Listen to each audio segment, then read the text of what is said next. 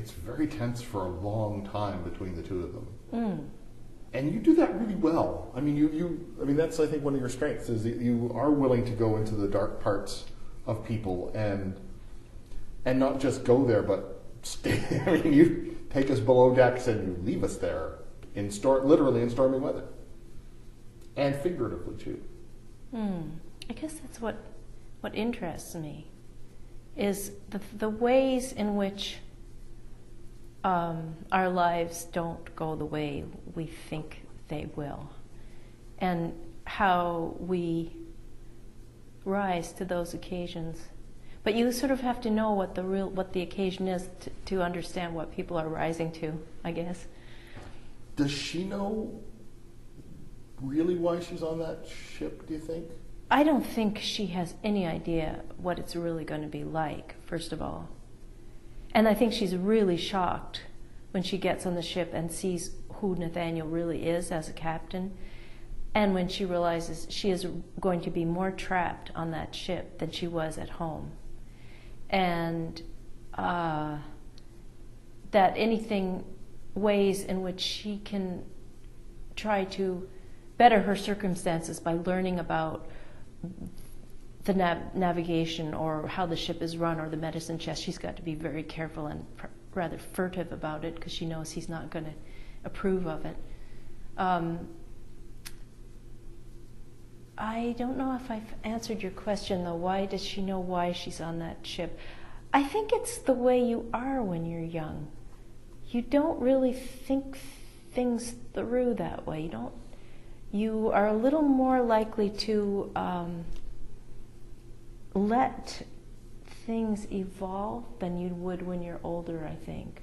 I mean, I think she thinks, oh, well, that's just the way it happened. It's too bad, but I'm on the ship and maybe things are going to work out. And then you realize that your prison walls start getting harder and closer, and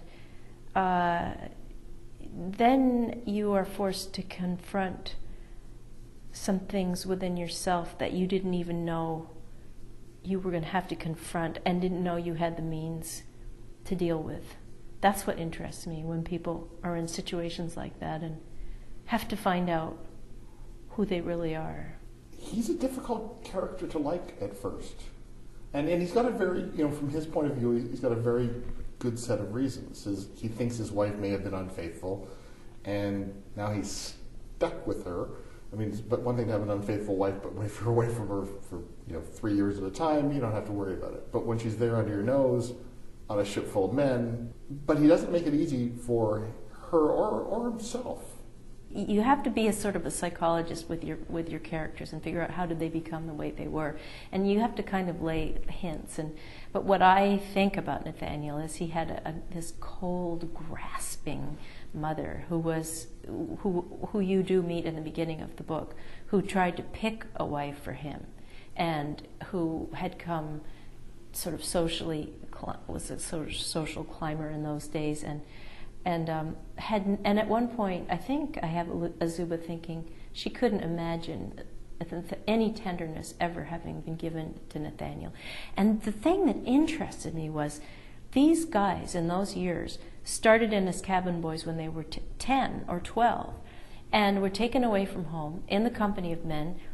Both of Nathaniel's brothers were captains. He sailed as a second mate on his brother's ship. Mount Allison University started as an academy, and around those years, I think it was the 1850s, and it was for young men. So he was sent to the academy in Sackville, which would have been like a private school. So he was always in the company of men.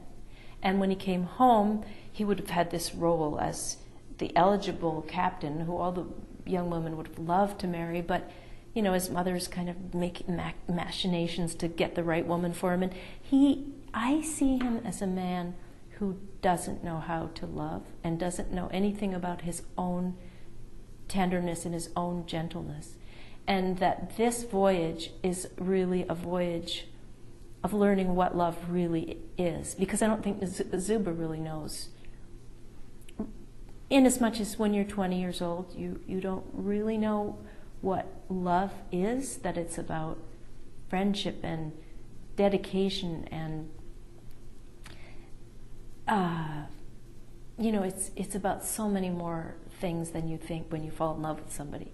And so I think that the reader goes on this voyage of learning how Nathaniel learns about himself. The book is The Sea Captain's Wife. I've been speaking with the author, Beth Powning, and the novel The Sea Captain's Wife is published by Knopf Canada.